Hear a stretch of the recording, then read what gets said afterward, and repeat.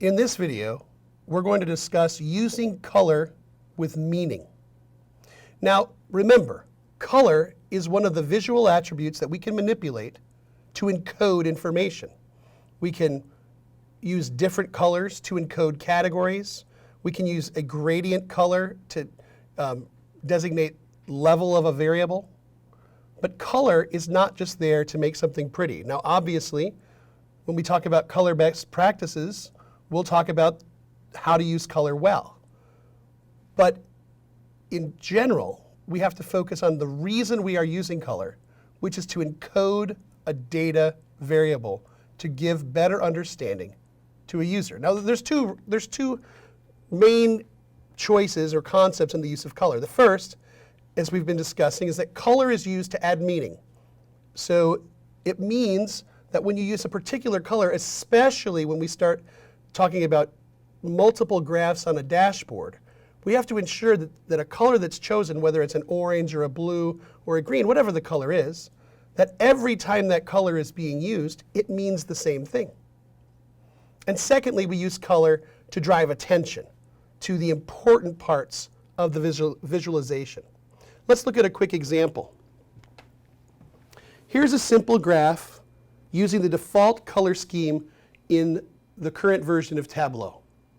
And in this case, we have three segments: consumer, corporate, and home office. And Tableau has chosen blue, orange, and red. Now, we can modify those things, but these colors are absolutely fine. And when we're talking about a single graph, the choice of color by default in Tableau might be just fine. However, we can also modify color. And if we have a color choice like this, where we've used orange for both consumer and corporate and red for home office, that orange implies that consumer and corporate are actually alike in some manner. I don't know what that manner is in this one. It could be over the quota. It could be performing well against last year's numbers. But whatever it is, it's illustrating to the user a point of meaning, which is consumer and corporate are alike and home office is different.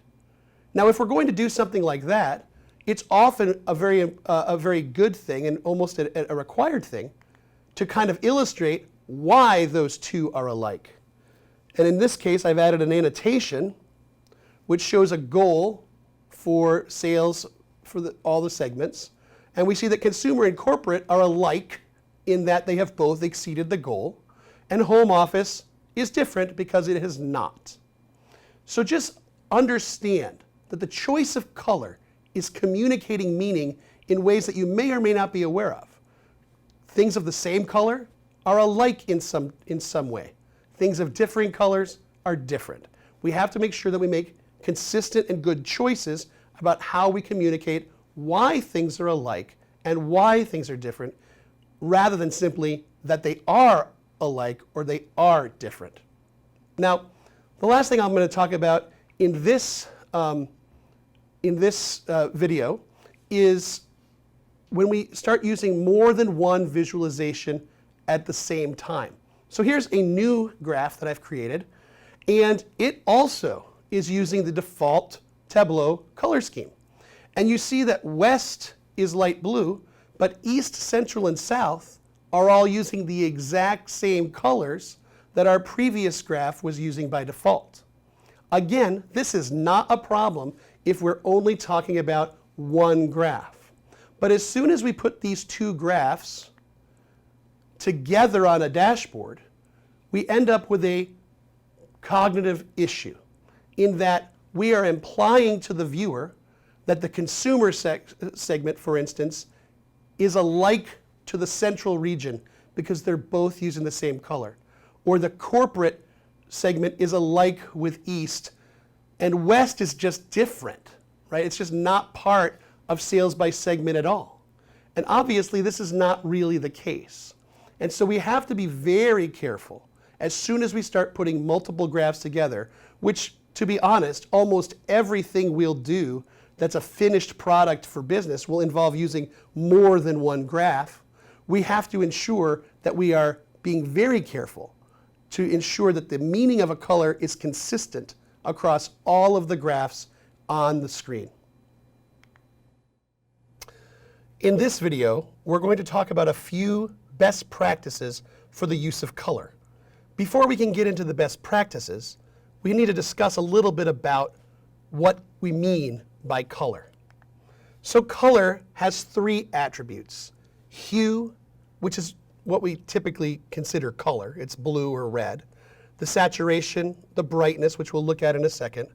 And again, we've said this before, color is to be used to imply some sort of, or to communicate some sort of meaning, either that these data points should be grouped together, this data point should be highlighted, or this data point means something, for instance, a level of a variable. So hue is the precise word for what we typically call color. Red, orange, yellow, green, blue, indigo, violet. These things are the hue of your color. Now, we've seen this color wheel on our computers now, and we know that it has a lot more colors than just these pure colors that you see here on this color wheel. And the way we get to these other colors is by different levels of saturation and brightness. So saturation is the degree to which a hue exhibits its fullness. And what it means is it's the ratio of the hue with white. And depending on some older software, I think this has become pretty standard to use saturation, but you may come across the term tint. It means the same thing as saturation does in some software packages. And so we tend to think of saturation as opacity. 100% opacity is generally the full saturation of the color, and it's not combined with white. And so we go around the color wheel to change hues, and we go toward the center of the color wheel and out to change the level of saturation. So if saturation is the ratio of the color with white, brightness is the ratio of the color with black. So brightness is the degree to which a hue is darkened or shaded. So in some software it's even called shading. And so grayscale is simply white with different ratios of brightness, black, right? And so we're not going to spend a lot of time talking about hue, saturation, and brightness. What we're going to do is kind of think about the combination of those things, which is intensity, right? A color can be the most intense when it's at its full saturation and its highest brightness. And as we go away from that, as this image shows, we become less intense. And we'll use more intense colors to communicate things that are important, and less intense colors to provide the background information so that we can illustrate to the user, look here at this intense color. It's more important than these less intense colors. So why is color important, right? We know that color is imprecise. We've seen this image multiple times, right? We can draw attention, we can group, we can do all kinds of nice things with color, but it is imprecise. Let's take a look at this example.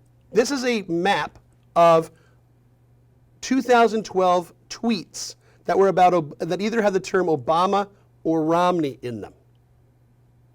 Take a look at this map and tell me where the highest concentration of tweets is, where the lowest is, and what the middle is. I'll give you a couple seconds, or you can pause. Well, it's pretty easy to tell what the highest number is, because we assume that the most tweets happen in the United States, and we see that red is in the United States. But notice that this gradient is multiple colors. Now, the gradient, we can use multiple color gradients, but this is simply the number of tweets that happen in a location. That's a single dimension. And there can't be negative tweets, so it's really just positive numbers. And we'll look at this in a second, but the reason that this graph is especially difficult to interpret is because it's using a multiple color gradient, and if you examine the gradient closely, it goes from red to orange to yellow to green back to yellow for a little while, and then to the blue and the indigo and the violet. So it's a full rainbow spectrum gradient to talk about levels of a single variable. And if you remember our meta rules of visualization, we say when we're comparing differences in a single variable, levels of a single level or a single dimension, we want to only change visual cues in a single dimension.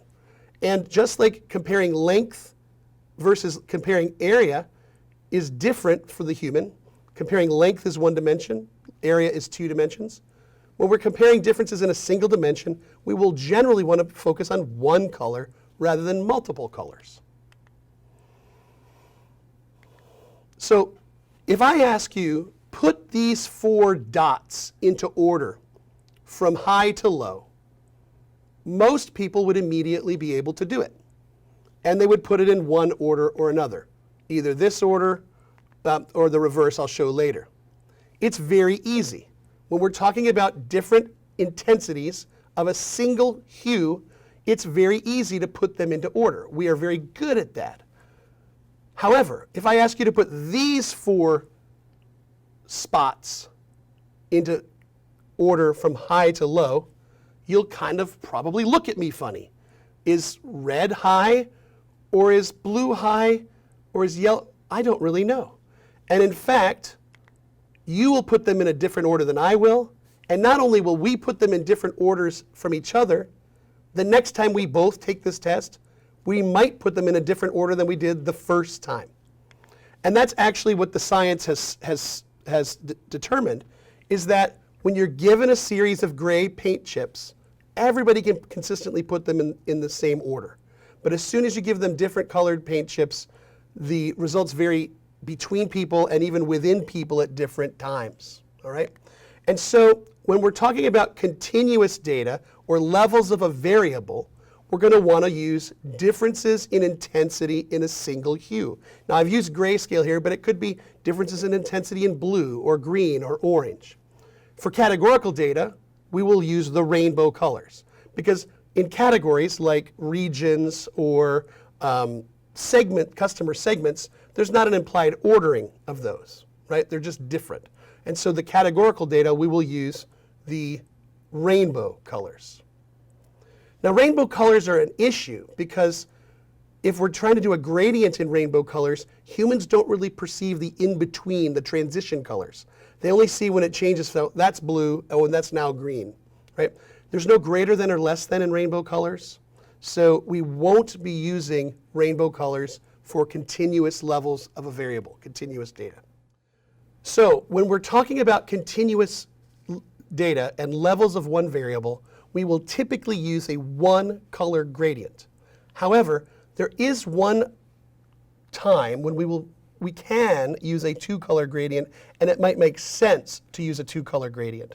Whenever we have numbers that are diverging from some standard, whether that's the target number or it's the number 0, when we're above the target, we might use 1-color gradient, and when we're going below, we might use another color gradient, where the saturation becomes greater, or the intensity becomes greater, the further we get from that target. So as we get higher in the target, we'll be darker. As we get lower from the target, we'll be lower, and in the middle will kind of be a whitish gray thing, all right? So the eye can evaluate colors of a single gradient very, very well. It gets confusing when we're doing more than 2 colors. So there is almost, I have never come across a case where a 3 or more color gradient is required. 2-color gradient is really going to be the maximum for our continuous data. 1 color when all the numbers are just positive or negative. 2 colors when those numbers are crossing through 0 or are diverging from some other standard like the budget, etc. So what colors to use? There's a lot of websites out there that can help, and there's a reason to use these websites. You can customize the color in any of the statistical packages or the visualization packages that you'll be using in your work, whether it's Tableau or Power BI. But we shouldn't just randomly pick colors. If we're going to pick categorical colors, for instance, 7 categories of orange in this example, how do we make sure that those 7 different categories of orange are equally distant from each other. Because it's very important that when we go from one category to another and we switch a level of intensity, that we're being consistent in how the intensity shifts as we go. So this is Color Brewer 2. I've used that one for a long time. It helps you to choose colorblind safe. It helps you to say I want diverging, or I want sequential or quantitative, qualitative, etc. And you can pick the number of colors you want it to generate, and it will give you the exact RGB values that you want to then plug in into Tableau or into another package to actually put in properly distanced colors into your categorical data. When we switch our Obama and Romney tweets from our multiple color gradient to a single color gradient, it becomes significantly easier to interpret. The darker area is where more tweets are. The lighter area is where there are less tweets. I'm not sure who's tweeting out in the middle of the Pacific Ocean, but more power to him. So now let's just talk about which colors to use when. Now, there's not going to be a hard and fast rule that when the data says this, it should be blue, or when the data says this, it should be purple. But what we want to do is think about what we are presenting to the viewer. We are trying to present to them what the important information is in the context of all the other information. And so what we're going to want to do is compare and contrast by using softer and natural colors versus bolder colors. And so what we want to do is use these light grays, more natural colors for the backgrounds and for the contextual data. So the use of these colors is actually very interesting. When your visualization is full of soft colors, it makes it a relaxing visualization to look at. And one of the things we're trying to do is to create a visualization that a user wants to engage with and is able to engage with well. And when we use too many bright primary colors or unnatural colors, it's actually too much activation for the user. And it becomes hard for them to sort out what is important. And so we want to avoid using white backgrounds. We want to avoid using black backgrounds and instead find a very neutral, soft color for our backgrounds and use soft colors when we're talking about here's the other data we're comparing to. And then when it's important and we want to actually activate somebody and say, look at this, we're going to use the bold and primary colors, the colors that aren't always found in nature as frequently. All right, so we're going to use our standard color palette should be these colors that are dominated by the colors that are generally found in nature. And then these calm the user and they allow him or her to calmly evaluate that visualization. Then we're going to use these unnatural colors. And we've all experienced this when we're looking around in nature, we're seeing all the beautiful greens and browns, and then all of a sudden a red cardinal flies through, or a blue jay flies through. And those are bright colored birds, and they immediately draw our attention. And that's what you'll want to be doing and thinking about in your visualizations. When you turn in visualizations in this class, one of the core components of your grade will be use of color.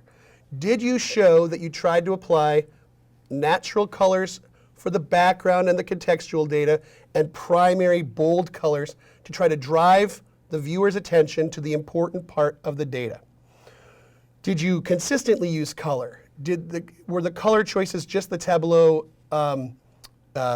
defaults, or did you clearly make a conscious decision to pick colors that made sense for your story? All right? So soft colors for relaxation and for the relaxed view of your data, and then the bright color to say, look here, this is what's important. So I can't possibly cover all the best practices for color in this course.